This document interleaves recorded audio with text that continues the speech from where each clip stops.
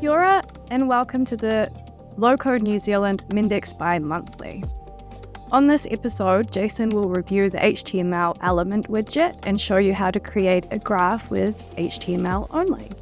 I will show you how to keep your flows looking pretty, and Jason's found another Easter egg for you, this time in Mendix Epics. Over to you, Jason. I'm starting to think that all of my favorite widgets are the ones that can manipulate the HTML.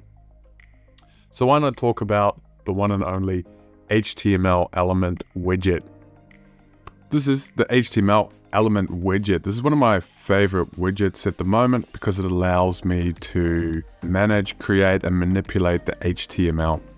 I'm going to show you guys what we can build today, and that is this, where we have a graph, and it's a real-time graph. We can change the values however we want, and it's purely done with HTML and CSS, which gives us a lot of flexibility with the styling of these elements. So how do we build this? So first we need to go into Mendix. I've already created this, so this is what this looks like at the moment. The first thing we need to do is have an entity with attributes. Here we have the graph entity. It has some simple values. We also need to have a data view with a data source, microflow, and this one is simple. All it does is create that object. Once we have that, we can actually start looking into this widget. So it is this one at the bottom, the HTML element widget. No, the HTML element widget is a pluggable widget. That means that we can also add text within it. We can add other elements inside it. But for this graph, we won't be using that. We can actually use it as an HTML element. And this gives us the ability to add certain HTML elements within the context of this widget. One of the things we do need to do is add two attributes. So the first one is the class attribute, and we can give it the class bar, and this will just give it the class bar. We can also view the current HTML elements. This one has the attribute style, and it has an expression in here.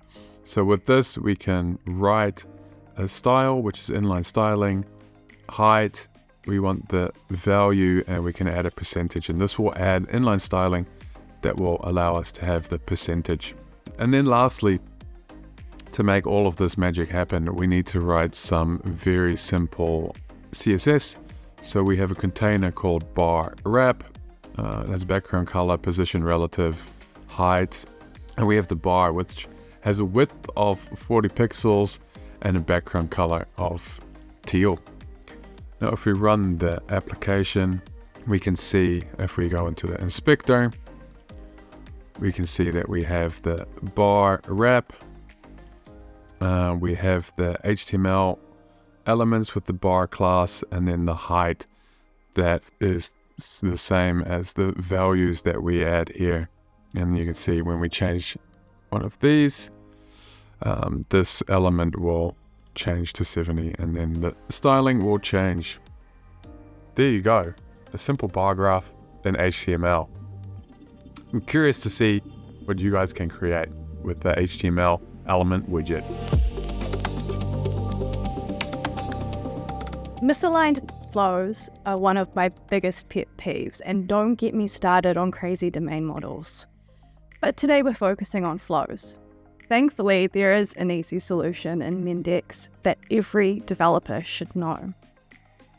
If you zoom out on your flow and highlight it, avoiding any annotations or parameters that you might have, you can right-click and choose to auto-align the flow. You can even ensure that the activities are evenly spaced out. This is like pure bliss. And while we're on the topic of speeding up your flow process, I have a bonus tip for you today. Instead of creating a subflow from scratch, you can highlight part of your flow, avoiding any events, and extract it into its own subflow.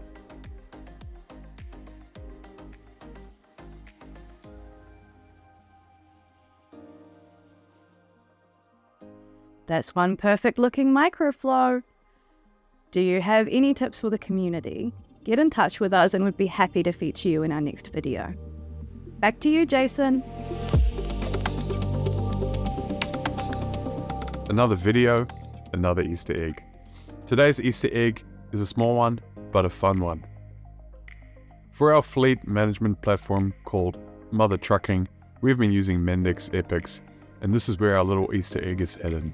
When I started out, my user stories were very small, often around the 3 to 5 range.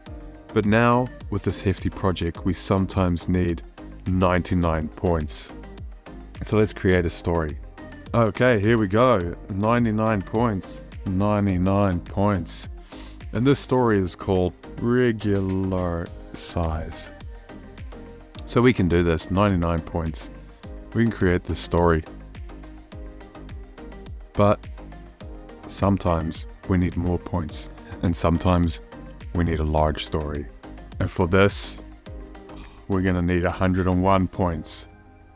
And this is where the Easter egg lives. If you create a story with more than 100 points, you are asked if you are up to the task. And of course, I think our developers are up to the task. So we can create the story.